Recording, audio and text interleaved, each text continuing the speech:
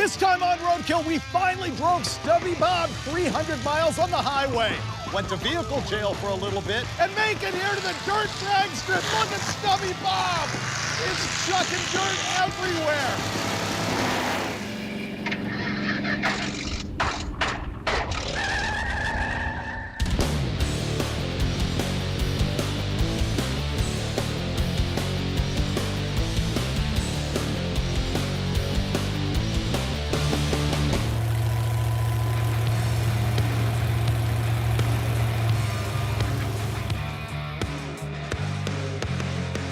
Well, it's deja vu. We are back in the Hot Rod Garage shop and back with Stubby Bob, our 1950 Ford F6 that does giant wheelies.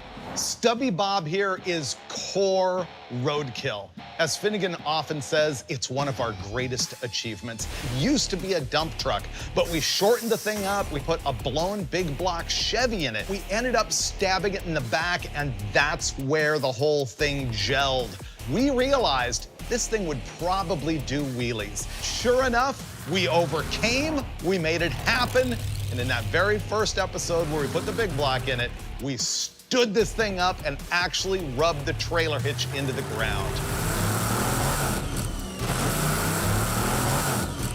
One of the greatest roadkill moments of all time. But there were more. Actually, unfortunately, in an episode that I wasn't in, Mike Finnegan and Tony Angelo did even more greatness with this truck. They put a lighter front axle in it, changed some other things, and did even bigger, badder wheelies. 6 wheels off the ground, a visual that fans will never forget. Now, in the last episode, we began the goal. We fixed a bunch of stuff on the truck, and we hit the road to Yuma, Arizona because we were gonna go to the sand drags. Unfortunately, once we got on the highway, reality set in, and there was too many things wrong with the truck. We weren't gonna make it. And it's sort of the same story as the last episode. Yeah, I'd still like to go to the sand drags. We didn't make it there the last time for a lot of reasons. Lots of leaks, lots of overheating, fuel system problems, bent the axle while doing wheelies, so we're back at the Hot Rod Garage shop. Yeah, trying to fix all of that stuff again to make it all the way to Yuma, Arizona, where we plan to meet up with a friend and go sand drag racing. That's new for Stubby Bob. So, broken tail shaft housing, drive shaft's the wrong length, V-drive, front axle is bent again. Oh, we have to build a trans tunnel. Yeah, it would be great not to see the thing that wants to chop our feet off. Yeah. Yeah. All right, we're gonna pick this thing up and start working on the transmission. In the last episode, it was gushing gallons of ATF all over everything. It's got a crack in it, so we're gonna replace the whole extension housing. Then we also have to work on the V-drive. Remember that we have an engine back here going to a transmission pointing forward into a V-drive that then sends the power back to the rear end. And that V-drive has a 2-to-1 ratio inside it. And in the last episode, we figured out we could flip it upside down to get a 1/2-to-1 ratio so that we could drive on the highway. We're gonna have to pull it out of there and sort things out on the drive shaft length and remove some spacers, etc. Roadkill stuff. Ah, you knew that was gonna happen. Ah, look at that little guy. Drive shafts are out. Now we have to pick up the transmission and try and get that extension housing off. It's not moving. You know what we need to do is just sawzall that corner right there. And then this thing will come out. Oh, yeah, totally. Well, the extension housing is now trapped up in there because of all our booger welding fabrication, so we're gonna have to sawzall a little bit off so that we can get it out. Finnegan really struggled to get this thing out of there. Look at the damage on this old extension housing. This was ramrodded right against a piece of 1/8-inch plate that we had built as a shield, which is what he cut out, and it bent it so bad that it destroyed the seal, and that's why this thing was gushing fluid. Fortunately, it looks like the new used one that we got is the correct one, so all I have to do is put the gasket in it and slam a new seal in it, and we're good to go.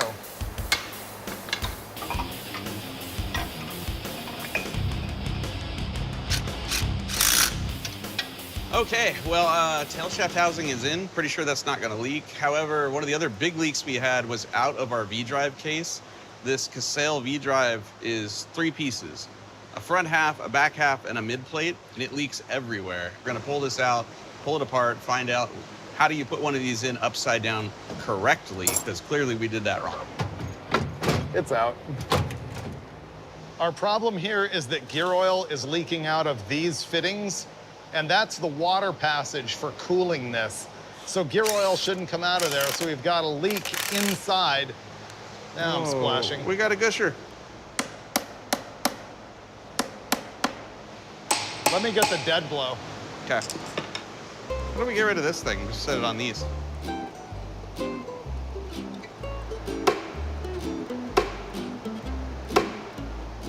There we go. Got it.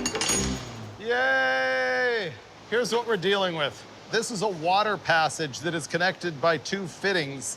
We didn't have a good seal on this wall right here, so the gear oil was getting into the water passage and then spraying out of the little fitting and barbecuing my leg.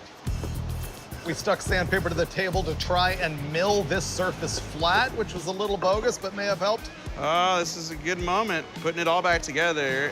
Okay, flat side to the back side.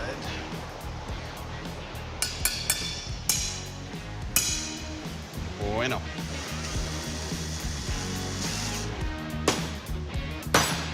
Beauty. Pretty good. Definitely not gonna leak. The V-Drive is back together and we're gonna water cool this thing. This is how that's gonna happen. We're gonna fill that with water. We're gonna pump it with this. The water's gonna go through this transmission cooler. It'll go in this side, travel all the way to the other side and go back out and return here. And because this is mounted upside down, we're gonna be cooling the bottom half of this and hopefully the gear oil that's in there. And even though it's gonna be 105 degrees out in the desert when we're driving, and David and I feel like we're on fire, it should be much cooler than it was the last time we drove this truck down the highway. Want to lower it down onto that cross member? Whoa. There. I think we're gonna have to cut out the floor tunnel thingy. I'm okay with it just going up and over right here. Yeah, it could just be a box right here that just... The V-Drive is in. Next thing we're gonna do is rig our whole water cooling system. All right, we're gonna weld this water box to a cross member that's in there, so it'll just sit there and then I have to plumb it. Of course, I have to put the cooler in the front too. Okay, we're done. That's not falling off. Look at this absurdly enormous cooler and, aha, prepare yourself for the wonder of zip ties. In, out to the cooler. So this should point down.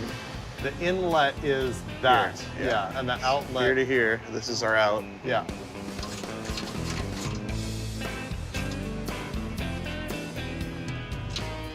And the cooler is installed. Tomorrow is a bummer.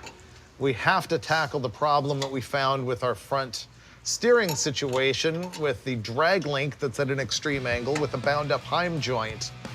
If we don't fix that, honestly, I'm not riding in this thing because I think it's pretty bad. It's a new day. Our water cooling system sorted out. We are going to finish off this transmission tunnel. If the V-Drive blows up, it's kind of right around your kneecap / ankle area. And I don't know about you guys, but I like having both of those things. So we're gonna protect ourselves. Let's close this side, take that down. If we weld it all to this cover, that means it's removable. We have the basic layout in place. What I get to do now is just tack the 2 pieces together and see, will this actually come out? It's kind of important that it does, because if it doesn't, then, well, it's gonna be hard to work on it later. Oh yeah, I'm calling that success. That does come out. Here's what's about to happen. We need to mount our shifter on the console. It needs to be lifted up off the surface because the cable hits. So we're going to do that with pyramids of nuts. These will be welded together and then welded to the plate. This is absolutely nuts. Yeah, I know. Attached. Wow, this is genius. Rock solid. Better than it ever has been.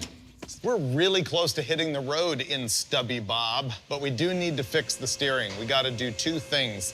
One, make a new drag link, which is the connection between the pitman arm on the steering box and the steering arm out at the wheel. You'll see that later, because the first thing that we're going to do is make an axle truss to keep this one from bending.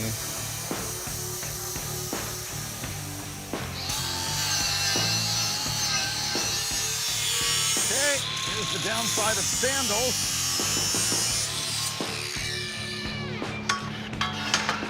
Nailed it. Nice work, Freiberger. Thanks. Okay, now we weld. I gotta grind the backside of the axle. Okay. Axle truss is cut. Axle is ground down. We are ready to weld. Done. I don't think that's gonna fall off. Now we're moving on to the next disaster, which is our steering linkage. Imagine that this line right here is our tie rod. It's the thing that connects both wheels together. And up here is the drag link. The drag link connects the steering box to the tie rod. And what we've got here is a really severe angle between these two. What you should have is like this. Here is the tie rod and here is the drag link, and you can see that they are much closer. Now, if we're attached with a big angle right here, as it swings like this, you get a big arc. The travel of this point goes way over this way, and when it droops, it goes way over that way. As this swings, it has to pull the whole axle and tie rod side to side. When you're driving around the road and you hit bumps, you're gonna be chasing the steering because it has what's called bump steer. When you've got the drag link almost parallel to the tie rod, look at this same amount of travel from here to here. In this arc, there's almost no side-to-side motion. What we're gonna do to fix all this is roughly this. We're gonna do a big drop in it. We could start here and then bend up. I don't think we should do 90. I think you want about a 45. Okay. If we put 145 in it, we can go test fit it and see if it looks right. We're just gonna bend tube and see what happens. Wow, once it springs, I think we did pretty good. All right, we got our bar bent. Now we're gonna take a measurement between both ends of our rod ends to figure out how long does this need to be. Then we'll cut the bar, weld the tube adapters into each end, and then our steering should be good to go. Yes. I nailed it. Nailed it. Look at that. Wow, looks like we got it right. We're gonna weld it up now. Well, our drag link with a huge angle to it was no good, so we ended up making one with a Z in it, which was pretty neat. We bought some ends that weld in that take the tie rod ends. Finnegan's making me weld it together so that when we die, I can be blamed. You're doing great. You're doing so good over there. Boom. Okay, we got our new drag link in. There was another problem that wasn't helping the steering situation, which is that we had different back spacing on each side, 2 different wheels. And so we ended up just buying 2 of them that are the same back spacing, same size tires. After this, we have to add the dually wheels to the back. So we are really close to being ready to hit the road. And ultimately, our goal is to get to Yuma, Arizona to go sand drag racing, where I have a surprise for Freiberger. He's expecting paddle tires on the back of this, which the thing is, nobody makes a 38-inch tall paddle tire for this kind of vehicle. I called my buddy Andy Rawls, and what he came up with was his own version of a paddle tire that isn't rubber at all, and there is no air in this tire, but it should be just as effective at digging a massive hole in this racetrack as we try to launch this thing. You're gonna love this. I can't wait to see Freiberger's reaction. He is not expecting this. Got a new drive shaft. This should be about a 1/2 inch shorter, which means it should fit perfect. Okay, David, you got the other drive shaft handy? Coming. I'm gonna roll out of here, find a beer. Here's the thing. This is an obscure 2-speed rear axle. The problem is they make no parts for this thing, except for maybe a seal if you're lucky. Now, the reason why that's a key point is that we stopped driving this on the highway in the last episode because it was making evil growling noises. So this could be a showstopper, but I'm at least gonna try and put some fluid in it because maybe that's why it's gronching. Let's go ride.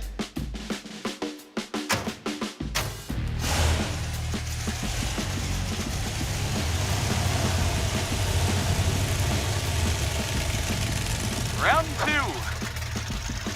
I already like the steering better. I bet. Yeah, this is better.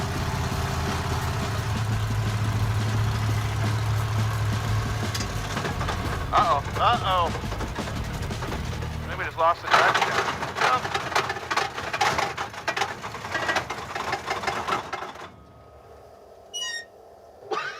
I think we just broke a drive shaft. We were even doing wheelies. How? I don't know. We were driving along and all of a sudden, man, hardcore crunchy bad sound. Well, we made it 2 miles. A drive shaft has fallen out of it. The upper one. The U-joint just completely fell apart. Last time we didn't make it off the same block, so this is progress. Well, broke down, and turns out it was a drive shaft issue. But lucky us, we brought our spare wheelie drive shafts with us, so I'm hoping to cannibalize the U-joint caps off of this, pop them right on the one that's under there, bolt it all back together, and we're back on the road. The last time we did this, we welded these straps on the sides to retain the U-joint, but the problem is the U-joint is too narrow and it's just sliding back and forth in the caps. So that's not gonna live either. I got an idea. I think we're just gonna fix it by sliding 1 US quarter between the cap and the yoke. And yeah, there we go. There it is. And I believe That's your tip. all will be right with the world. No, we might need a dime. Anybody got a dime too? It'd be nice to have it even on both sides. It'd be more balanced. 2 quarters, and I believe. How about a dime? How about a dime and 2 quarters? I think it's a 60-cent repair. There. Yeah, there we go, watch. Saved by spares. This is the cap that Finnegan removed from our spare drive shaft, which was a used drive shaft, and a bunch of the needle bearings that are inside it are broken in half. So what I'm gonna do is fish out all the bad ones and replace them with bearings out of the cap that we just destroyed, which is the only one we have because the other one's on the road somewhere. All right, I rescued this cap. All the needles are in there. We got the drive shafts back in the truck here at the side of the road, and it's pretty good except for one thing. The output yoke on the V-drive, which is where the U-joint slides in, should have caps on each side that retain the joint side to side. And in our destructive event, one of them broke off. And surprisingly, that can make for failure like that. So we're gonna head back to the shop and weld something on there to solve that problem, but we need to go really slow between here and there because it will break. Oh. We did as much as we could at the side of the road, so naturally we're back at the shop. Finnegan found this little tiny piece of, I don't know, 1/4-inch rod. What I'm gonna do is hold that up there in the yoke, zap it in, and it will become the new tab. Okay, it's not good, but it's done. Let's get out of here. Again. Engage.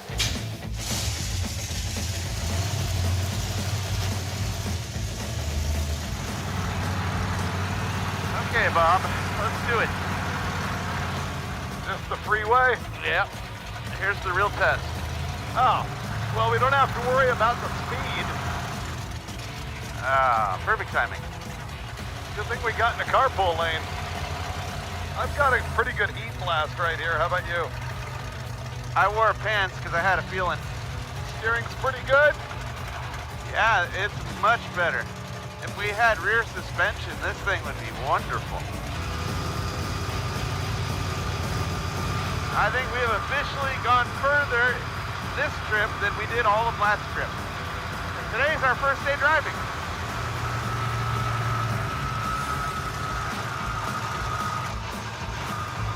Uh-oh. I think we're out of gas. We're out of gas. Ah, success. Woo! I think that was a solid 40 miles. Something like that. It was further than we went the last time we tried this. Yeah, we had a victorious moment there in the cab. It steers better.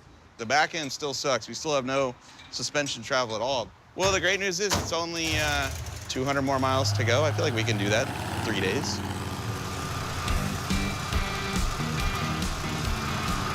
This might be our speed record. Yeah, it feels pretty spicy. That was some drive shaft butchery. That was really butch. Yep. My favorite is the 60 cents.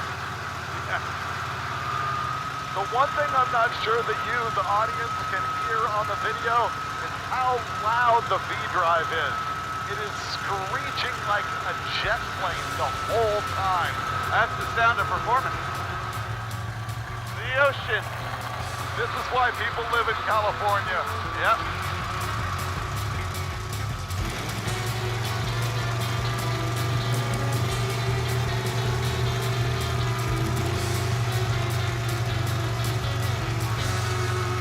Ah, this is cool. We're in posh Carlsbad, California. How do you feel? I feel good. That's the furthest we've gone in this, dude. By a lot. Yeah, we probably went 70 miles, maybe 80. Not puking. It's fine. Yeah? 60 is its sweet spot. 180 more to go. We're there. Beers? 180 beers? Beers. Yeah. I'm sweating. It's the next day, and I have amazing news for you, my friend. What's that? Unlike the last time we did this trip, this time there are only 2 puddles of liquid under this truck. And none of them are ATF. That's right. Yes. We're doing so much better this time. My new motto is not good, but better, so we're on the way to that. Yeah. So we have a spot, we have a plan. We're gonna make it less hot. We're gonna make it hopefully ride a little better, and we're gonna see another beach, because why not? So we'll do some wrenching and progress to our ultimate destination, Yuma, Arizona, and a sand drag track.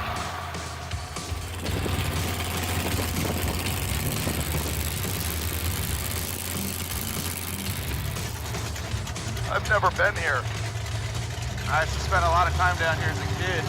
Wow, this is pretty cool. Yeah, it's a great spot. You can sail in here, you can ride jet skis. I had no idea this was even a thing. We're on Fiesta Island down, are we like near San Diego? We are in San Diego County. We are near Mission Beach. This place is awesome. You can drive all the way around the island and drive on sand.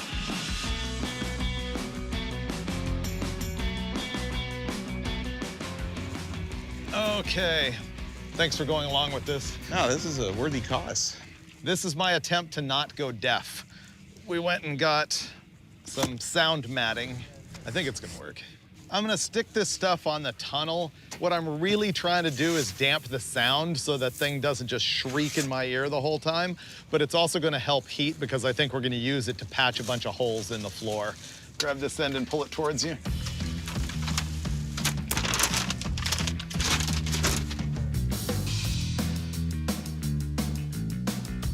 Ah, this is cushy. I got half mind to just put this on top of my seat. Ah, installation complete. And as you can see, very professional. Now, we're gonna hit the road. We're not even gonna try to fix the suspension yet. I figure we'll save that for later. We've only got 2.5 days to go 180 miles. We've proven that's difficult for us, so there's plenty of time to work on the back of this truck down the road. Well, maybe we made it quieter. I'm gonna find out from the driver's seat because I've got fewer miles at the wheel than anybody who's driven Stubby Bob. Let's ride.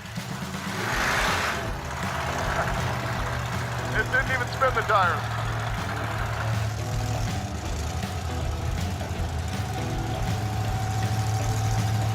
How's the noise for you now? We're not going fast enough yet for it to be a problem. Maybe that happens above 80, I don't know. I think it's quieter. Think it is? I think so. I know there's less hot air blowing in. Well, my first stint driving, it was mostly traffic, and so I overheated the guts out of it. But I did motor it enough to know that the steering's way better. Everything's pretty cool about it. It drives like it has the loosest converter in the world because with our V-drive giving us a 0.5-to-1 ratio and the rear axle in a 6:33 ratio, that is like having a 308 rear gear with 38-inch tall tires. So when you drive it, it just, you have to get into the converter before it goes again. It's not snappy at all. The worst thing about it, though, is definitely the rear suspension. We need to get to fixing that. Pretty good. Cheers. Oh, I missed. I want you to go, oh my God, I'm wet. David, you want me to drive? That would help me.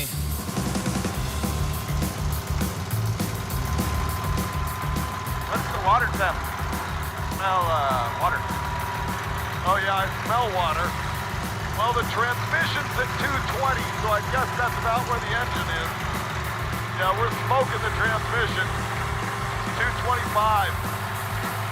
Don't automatic transmissions blow up at about 230? I try not to think about the numbers. There's our exit. We'll be good. Yes. Oh, when that gauge says 230, you know you're in trouble. We may have to find a way to burp it in the morning. Yeah. We found a new limit for abbreviated Robert, and it seems to be climbing a hill, slipping the converter all the way in the heat. I saw 240 degrees on the temperature gauge, and on the transmission it said 230. So it's gonna be even better tomorrow in Yuma when it's 110 degrees. We're at 2,000 feet. We got to get up 5,000 feet, then down 5,000 feet to where it's 108. That's an us tomorrow problem. Yeah. Those beers won't drink themselves. Cheers. Yeah.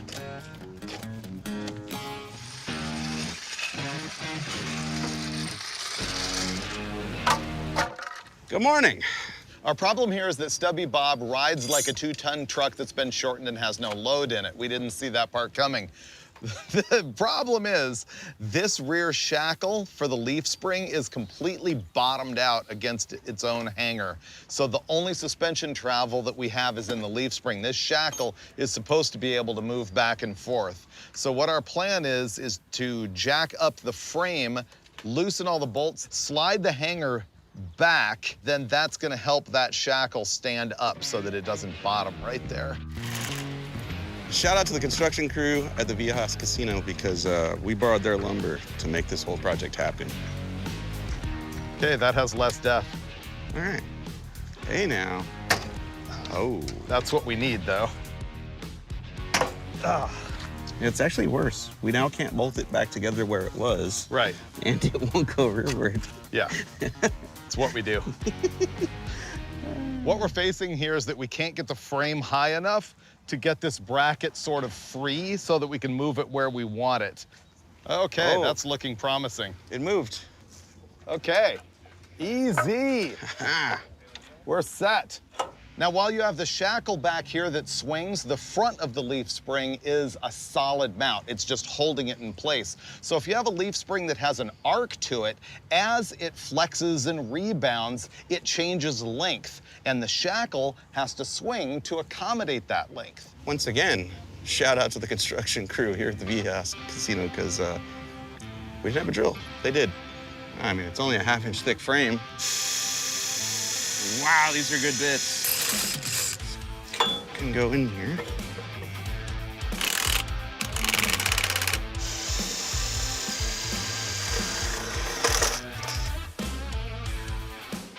Both hangers are half installed. Now we get to set it down, see what happens. Oh, look at the angle that went into it. Perfect. We have travel now, I think. Yep. Let's see.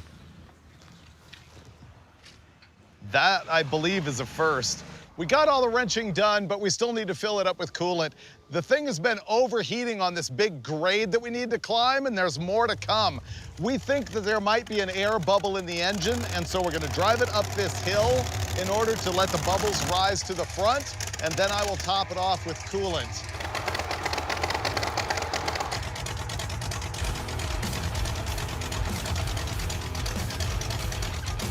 Took 4.5 gallons. That's a lot. All right, ready for this bump? Yep. Oh, dude, that might be fixed, right? Gotta be better.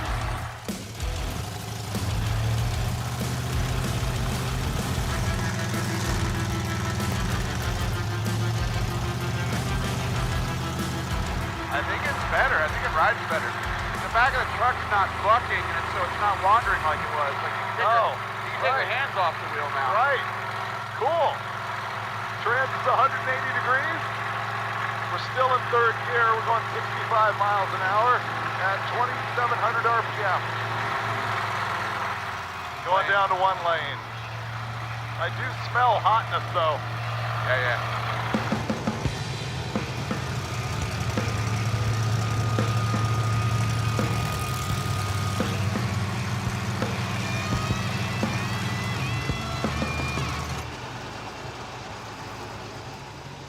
Pretty sure we just ran out of gas.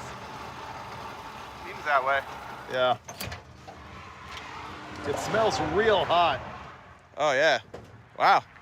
There's a river of coolant. It was all going so well. Rear suspension, much smoother. Everything was going good. So the overflow goes into the container. Yeah, it's coming out of this. Yeah. This gauge now says 190. It seems to only read when it's radically overheated. I just overheated again. Not sure exactly why, other than maybe it's the fact that half the radiator is mounted above the grill, and the radiator is about 2 feet behind the grill, and the air is escaping up and down. So I'm gonna try to make some cardboard ducts to block the air from not going into the radiator. I got a box from a tool we just bought. With any luck, this will solve some of the problem. We're driving on the highway, and strangely, it just died. We thought we were out of gas. It was just overheating bad. I blame myself. You can blame yourself, and now you've solved all with your cardboard. It works so good now. The rear suspension is so much better that I didn't realize we were going 70 up a mountain. This is like the oven, man. It's so hot, it's 113 degrees ambient. It's way worse inside Stubby Bob. My feet were getting blasted with what felt like 200-degree air. It was bad. Anyway, we've got it all topped off again because, of course, when we pulled over, it puked. We think that we can make it to El Centro in the next hour or so. And then from there, we're just gonna call it because this is so punishing. And in the morning, we'll just get up really early and drive when it's cooler so that we can make it.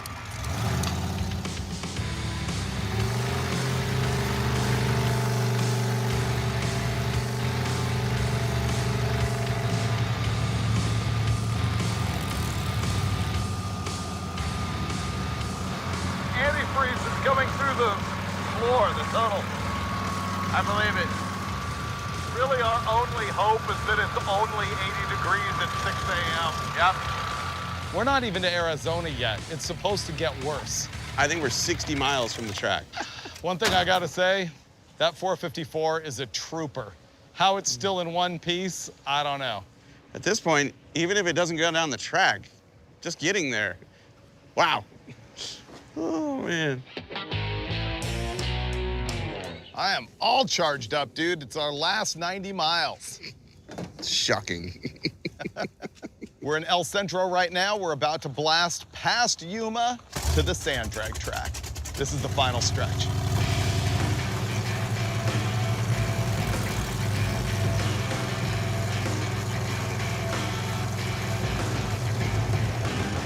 All right. Stopping for another new failure. Well, I can show you the blown head gasket. What happened is we were driving along and it was surging evil. So we pulled over, and as soon as I hopped out, I saw that it's puking coolant out of a head bolt. It's also dumping oil out of the back of the cylinder head where it meets the block, and also out of the back of the intake manifold. This is the head gasket leak right there. So our plan is to top it off with water, make it to 20 miles to the next town. By that point, it will have puked all the water out again, and we'll put some head gasket sealer in it, cross our fingers, and if we make it to Yuma, we can still go to the sand drags. Drive, here we go. We got this!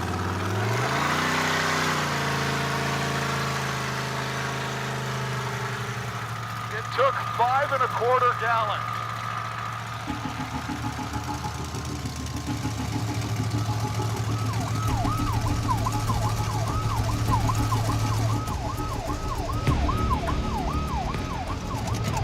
Must have been lit us up for a while and we didn't know it.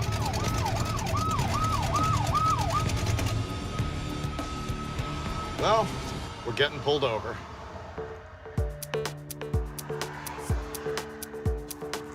And he's like, you have exposed rear tires for running rock star cars. When I didn't even think about that. I'm like, yeah, you're right. he's gonna impound it. I think what he was looking for is if it's stolen. Yeah, we'll likely never get it back if that happens. This is how we lose Stubby Bob. Uh-oh, we opened the back door. That's not good.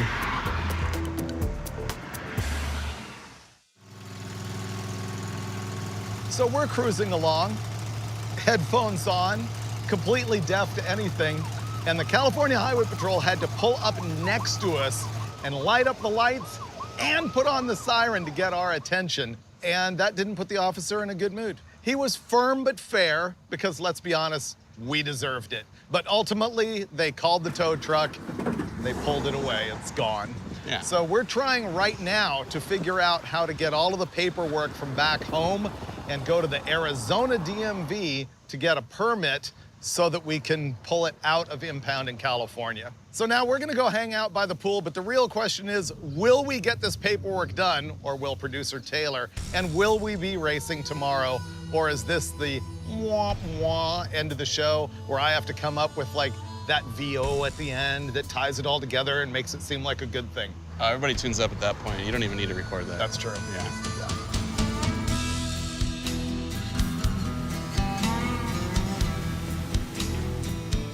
Jailbreak! We got Stubby Bob out of impound. Pretty good story, though. So excited about this. Me too. We're here at Dome Valley Raceway. Turns out it's not so much a sand drag as sort of a dirt drag. Yeah, this looks like Georgia clay, Yeah. which means traction, actually. Yeah, it's gonna hook up. This is 300 feet long, and I need to find out from these guys, what's the scale? Like, what's quick? A top fuel dragster went 216 miles an hour here. 216? Yeah, in 300 feet of dirt. Wow. Yeah. I don't know if old Bob's gonna come close to that, but No. we're here. It runs. I mean, never forget there's a boat gearbox and 60 cents worth of spare change, MIG welded to the drive shaft, and yet somehow it drove 280 miles. Yeah, getting it out of impound wasn't that special. Using some booger welds to hold the rear drive shaft in, that was roadkill. Yes. If it breaks the beams, I'm happy, but if it does a dirt wheelie, oh boy. You ready to race? I am, but I have a surprise for you on it. Oh, I didn't even see these hidden behind the Stubby Bob. Are you ready for this? They don't make rubber paddle tires for 39s, so our good buddy Andy Rawls made these. Oh, okay. Right? Steel paddle tires. Yeah, so the way this works is you take the outside wheel off, slide this on the hub, and put the outside wheel back on, and it sandwiches it and goes around the tire. So you wanted to go fast as the drag strip, so you added what? 80 pounds per side to the wheels? 80 pounds of traction, bro. Look at that. It might not go faster, but it might do wheelies on dirt. Will it start?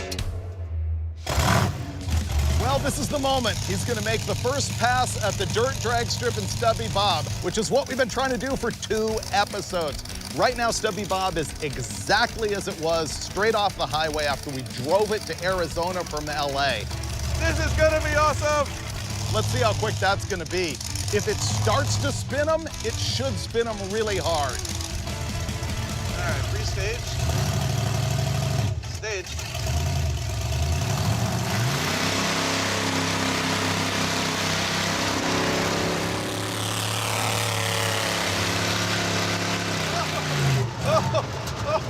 Well, that was fun, but so damn sketchy. Had a surprising amount of traction, but it fishtailed all the way down the track. 656 at 52.83 miles an hour. And looks like he's good. He's gonna drive it back. They said that their new Bronco Raptor should run somewhere in the 7s, and you went 650 something at 52 miles an hour. Sketchy. That was not even wide open. Really? No, it doesn't have much traction, and it's fishtailing all the way down the track. It doesn't look like it's spinning the tires at all. Oh, it does. I basically made an arc I see that. and then turned back right. I'll try again.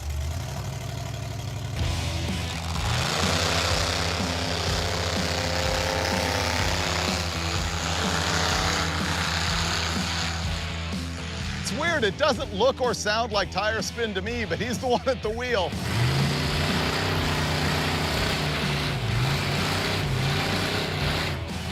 Straight off the highway, our best pass was 6.56 seconds at 52.83 miles an hour.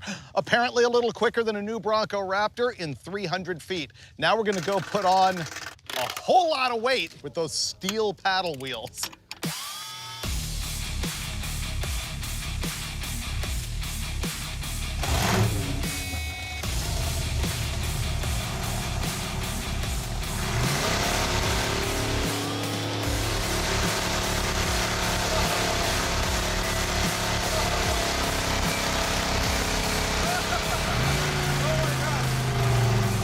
I think I just threw a rooster tail. I'm pretty sure that just spun the whole length of the track. I was so excited about the rooster tail, I missed the fact that he must have lifted because that looked awesome.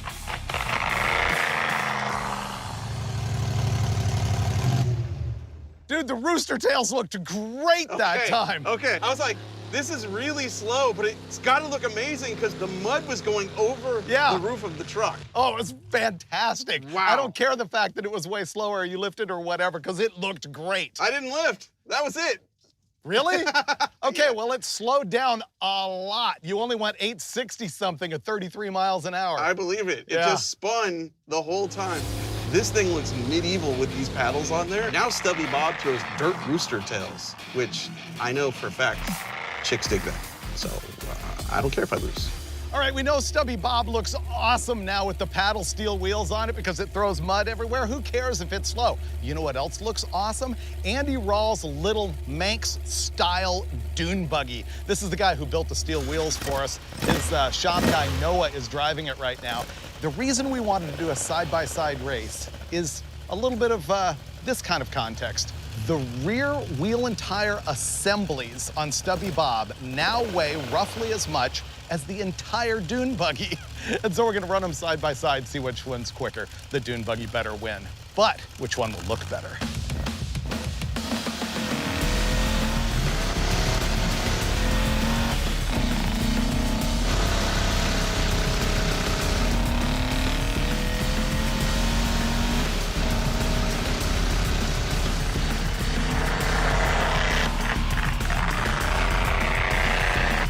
Look at Stubby Bob!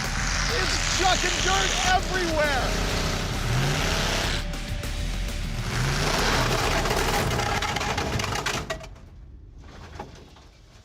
Whoops.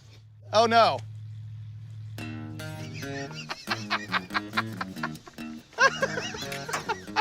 We just got smoked by a dune buggy, but you know what? We drove that garbage 300 miles to get here. We pulled an absolute miracle getting it out of impound. We fixed a lot of stuff on it, and he broke the drive shaft. It's overheating. It's got a blown head gasket. It's fun, though. Did our 60 cents let us down? No, I think it was upper. I feel like 60 cents down on the bottom drive shaft is probably all right. So let's clarify. We fixed a lot of stuff, but then we blew up the drive shaft, broke the tail housing, and blew a head gasket and overheated it to the moon. Let me look. Maybe my booger welded on little tab failed. Oh, wow. Remember how we put a new tail shaft on the trans? Oh, is that gone now? Yeah, we're gonna need another one. Okay. That's for another episode, though. Yeah. But the steering is money. Freiberger's right. Don't get it right. Just get it running. Thanks for watching Roadkill.